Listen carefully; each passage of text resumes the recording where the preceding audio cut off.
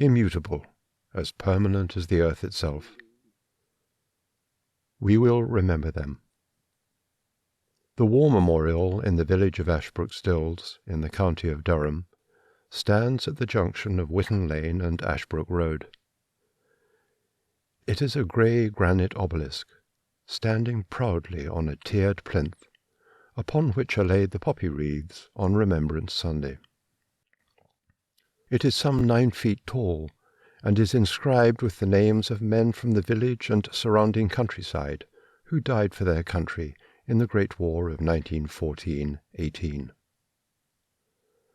In 1914, the population of the village stood at 267 men, women, and children.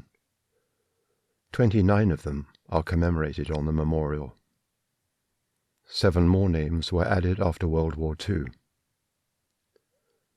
Below the list of names, the stanza of a poem reads, "They shall not grow old, as we that are left grow old. Age shall not weary them, nor the years condemn. At the going down of the sun, and in the morning, we will remember them." In 1953, Councillor Mrs. Edwards donated a wooden bench in memory of her husband Percy, a survivor of the trenches whose lungs finally gave out after having been gassed in the Ypres salient in 1917. The bench sits alongside the memorial. Old women, many of the widows of those whose names are on the roll, used to sit to rest there on sunny days as they walked down to the post office to collect their pensions. If you carry on down Witten Lane, you will come to the rows of miners' cottages built in 1848, when the mine, Pit No. 1, was first sunk. The cottages, 6 rows in all, running from the derelict railway line up to Witten Lane, are all identical. The front door, which was rarely ever opened, except for a wedding or a funeral, leads directly into the 2-up, 2-down cottages with kitchens at the back.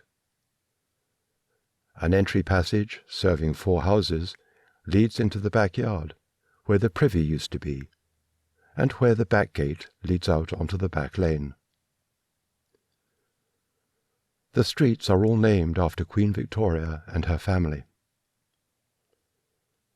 At the top, naturally, stands Victoria Street, with Albert Street next, never very popular, followed in quick succession by Edward Street, Alice Street, Alfred Street, and Helena Street.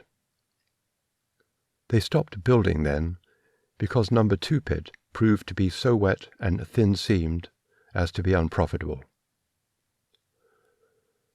The pithead buildings, which were a couple of 100 yards beyond the cottages, have been dismantled for some years now. The tall stone engine-house, with the dragon-breathing steam winder that drove the huge flywheel and cable drum, built in 1852 by J.C. Joycey of Newcastle upon Tyne, was a masterpiece of Victorian industrial engineering. Next to the engine-house stood the Heapstead building, standing directly over the mine shaft, with the great spinning headstock pulleys guiding the cables that sent down the cages full of men and brought up the tubs full of coal from the depths below. It was thought that those pulleys would turn forever. They seemed moulded into the earth, immutable, as permanent as the earth itself. The spoil heaps have been grassed over now, and a stand of new trees follows the line of the railway tracks that used to carry the coal to the Penshaw staiths on the River Wear, or the Dutton staiths on the Tyne, there to be loaded onto colliers and shipped all around the country, to East Anglia and the Thames, and across the North Sea to Scandinavia and the Baltic.